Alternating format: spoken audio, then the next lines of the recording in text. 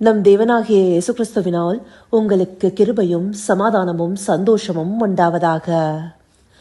பரிசுத்த அலங்காரத்தை குறித்து இன்றைக்கு நாம பார்க்கவிருக்கிற வேத பகுதி சங்கீதம் 93 அதிகாரம் வசனம் 5. Psalms chapter 93 verse 5. உமது சாட்சிகள் மிகவும் உண்மையுள்ளவைகள். கர்த்தாவே, பரிசுத்தமானது நித்திய நாளாக உமது ஆலயத்தின் அலங்காரமாயிருக்கிறது. இந்த சங்கீதத்துடைய துவக்க வசனமே கர்த்தர் ராஜரீகம் பண்ணுகிறார்னு சொல்லி ஆரம்பிக்குது. அது தேவனுடைய ராஜ்யத்தை குறிக்கிறதாக இருக்கு. அப்படியாக அவருடைய ராஜ்யத்தின் மகத்துவமும் மேன்மையும் அருமையாக 5 வசனங்கள்ல விளக்கப்பட்டிருக்கு.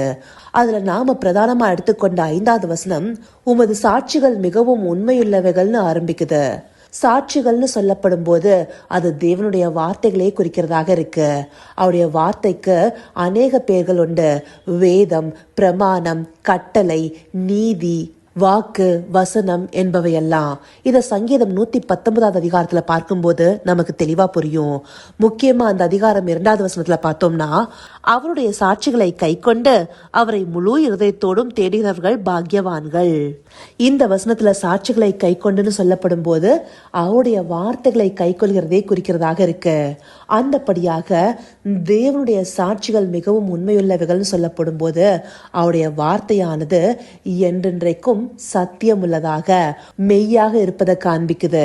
அடுத்தபடியா இந்த வசனத்துல கர்த்தாவே, பரிசுத்தமானது நித்திய நாளாக உமது ஆலயத்தின் அலங்காரமா இருக்கிறதுன்னு சொல்லப்பட்டிருக்கு. கர்த்தராகிய தேவன் முற்றிலுமாக பரிசுத்தமானவரா இருக்கிறாரு. அவருடைய நாமமே பரிசுத்தம்னு பார்த்தோம். அவர் வாசம் செய்கிற ஸ்தலமும் பரிசுத்தமானது. அவர் சதா காலங்களும் பரிசுத்தர் பரிசுத்தர் என்று போற்றப்படுகிறவராக இருக்கிறாரு. இப்படி அவருக்குள்ளான எல்லாமே பரிசுத்தமாக காணப்படுது. அந்தபடியான பரிசுத்தமானது நித்திய நாளாக, அதாவது என்றென்றைக்கும் அவருடைய ஆலயத்தின் அலங்காரமா இருக்கிறதுன்னு சொல்லப்பட்டிருக்கு. இப்படியான ஒரு ராஜ்யத்திற்குள்ளார பிரவேசிக்க வேண்டியவர்கள் எப்படிப்பட்டவர்களாக இருக்கணும்? அதே பரிசுத்தத்தோடு காணப்படணும். அதற்காக தான் நாம இந்த பூமியில் இருக்கும் போது பரிசுத்தத்திற்கு ஏதுவாக நடத்தப்பட அவரால் ரட்சிக்கப்பட்டு அவருடைய ஆவியினால நடத்தப்படுகிறோம். அவருடைய பரிசுத்த ஆவியானவர் நமக்குள்ளார வாசம் செய்கிறதுனால இந்த பூமியில அவருடைய ஆலயமாக நாம காணப்படுகிறோம். அப்படி அவருடைய ஆலயமாகிய நமக்குள்ளார பரிசுத்தம் அலங்காரமா இருக்கணும் இல்லையா? அந்தபடியாக நாம வாழும் போதே நித்திய ராஜ்யத்திற்குள்ளார சேர்த்து கொள்ளப்பட முடியும். இந்தபடியான பரிசுத்த அலங்காரம் நமக்குள்ளேயும் என்றென்றைக்கும் காணப்பட என்ன செய்யணும்? அவருடைய சாட்சியாகவே நாம மாறணும். அதாவது அவருடைய வார்த்தையாகவே நாம உருவாகணும். கிறிஸ்து நமக்குள்ளார உருவாகுதுங்கிறது எதை குறிக்கிறதாக இருக்கு? அவருடைய சாயலாகவே நாம மாறுவதை குறிக்கிறதாக இருக்கு. யோவான் சுவிசேஷ புஸ்தகம் 1 அதிகாரம் என்ன சொல்லுது? அவர் தாமே அந்த வார்த்தையா இருக்கிறார்னு. அந்த வார்த்தை நமக்குள்ளார வாசம் செய்யும் போது நாமும் நடமாடும் வார்த்தையாக அல்லவா மாறுவோம். அதனால்தான் பவுலடியார் 2 கொரிந்தியர் 3 அதிகாரம் 3வது வசனத்துல, ஏனெனில் நீங்கள் எங்கள் ஊழியத்தினால் உண்டாகிய கிறிஸ்துவின் நிருபமாய் இருக்கிறீர்கள் என்றும் வெளியரங்கமாய் இருக்கிறதுன்னு சொல்லியிருக்கிறாரு. அந்தபடியாக நாமே நிருபமாய் அவருடைய வார்த்தையாய் அவருடைய சாட்சியாய் மாறுகிறவர்களாக இருப்போம். அப்படி தேவனுடைய சாட்சிகளாக நாம இந்த பூமியில வாழ்பவர்களாக இருப்போம். இந்தபடியாக நாம மாற்றப்படுவதற்காகவே அழிவில்லாத வித்தாகிய அவருடைய வார்த்தையினால ஜனிப்பிக்கப்பட்டிருக்கோம். அவருடைய வார்த்தையாகிய ஞானப்பாலை குடித்து வளர்கிறவர்களாக இருக்கிறோம். அவருடைய வார்த்தையாகவே உருவாகிறோம். கடைசியா அவருடைய வார்த்தையாகவே உருமாறுகிறோம். இப்படியாக நாம மாறுவதற்கு பரிசுத்த ஆவியானவர் துணை செய்கிறவராக இருக்கிறாரு.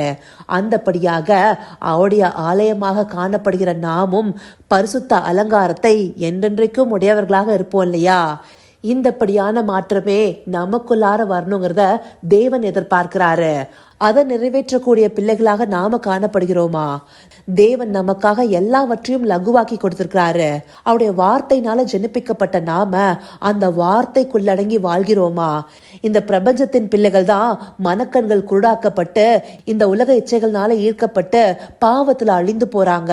ஆனா அவருடைய வார்த்தையை பெற்றுக்கொண்ட பிள்ளைகளாகிய நாம பரிசுத்தத்திற்கு ஏதுவாக நடத்தப்படணும் இல்லையா? நாமும் இந்த உலகத்துல இருக்கிற என்டர்டைன்மெண்ட்க்கும் ஃபன்னுக்கும் மயங்கி போய் வழி தப்பி போகலாமா?